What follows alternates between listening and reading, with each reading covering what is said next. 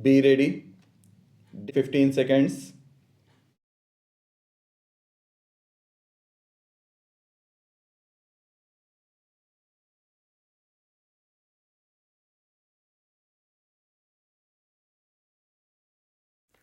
Sir, the very basis of the bill has also been questioned, that is, whether the restructuring of the capital of the institutions is at all needed. It is our view that a developmental agency should be organizationally independent and its board professionalized, having fully fed the Industrial Development Bank of India since its infancy for a decade. The Reserve Bank has placed it in a position of importance. The government have therefore taken the view that the time has arrived to elevate the status of the development bank to that of the principal financial institution. Just as the Reserve Bank is the central bank of the country, the Life Insurance Corporation of India is the principal investment institution. The development bank should achieve the status of the principal financial institution, all the three being directly owned by the government. The bill seeks to achieve this purpose. Further, the board of the principal financial institution should reflect the various impulses of different states of India, particularly those which are industrially backward. As I have already explained, you will see from clause 6 of the bill that in a board of 25 members, excepting two who are government officials and two employees of the financial institutions, the rest are professionals in the sense that they represent all India and state level financial institutions, banks, and various fields like science, technology, industry, economic, industrial, cooperative, marketing, etc.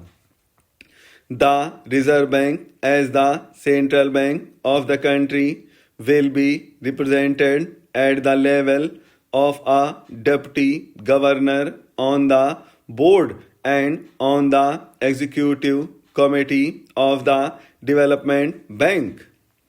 The Reserve Bank is therefore in a position to continue to make its positive contribution to the operations of the development bank and through it of all the other financial institutions. It has also been argued that after the restructuring of the development bank, neither the volume of credit to industry will increase nor will the cost of credit decrease, and thus there is no economic rationales for the bill. In any event, the mobilization of resources and their channeling will be done in close coordination with the Reserve Bank of India. Having elevated the status of the IDBI and made it statutorily responsible for the coordination, the Development Bank and the other financial institutions will work with greater cohesion, and to that extent there will be better development of resources all round. A point has also been raised that with the transfer of the shareholding of the Industrial Development Bank of India from the Reserve Bank to the government, large industrial group would have easier access to institutional finance than before. In the second note of dissent by my honorable friends, a similar point has been made that the credit policies to be followed by the institutions have not been defined.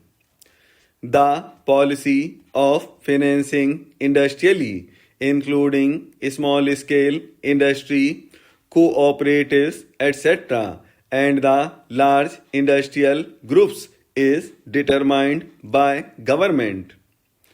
For implementing the policy of government, it is perhaps not very material whether the Industrial Development Bank of India is directly owned by government or owned through the Reserve Bank.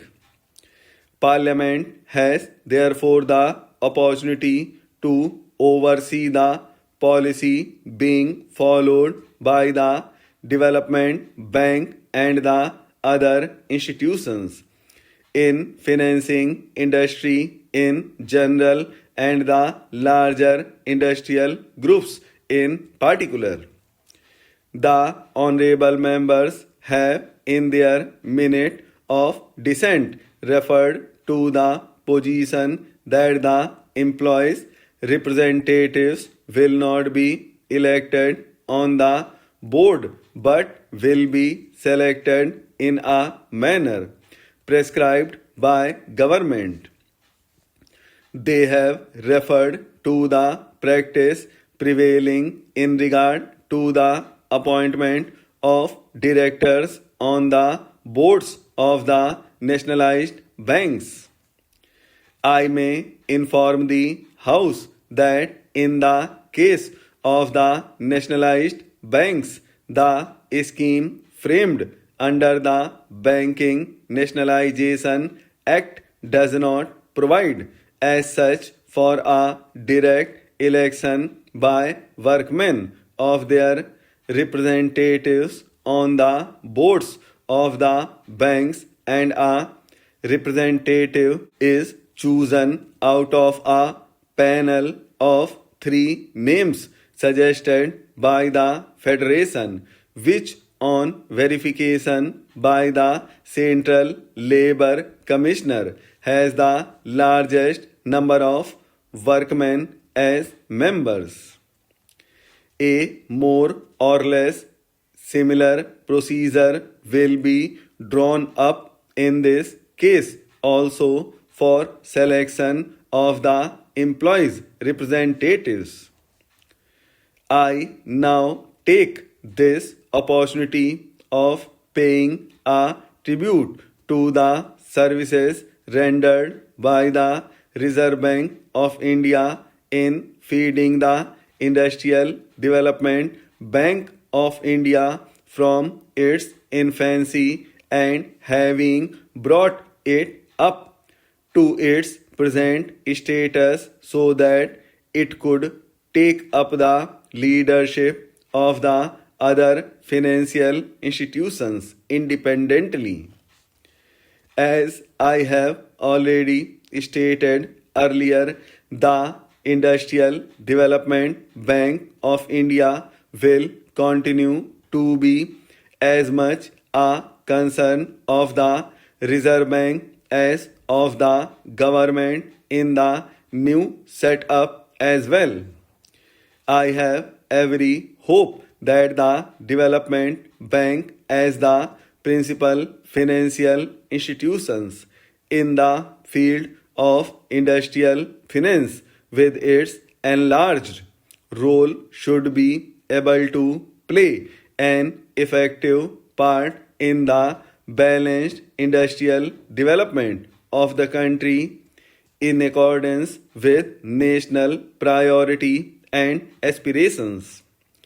This has been provided in the preamble by the Joint Committee constituted by the concerned ministry.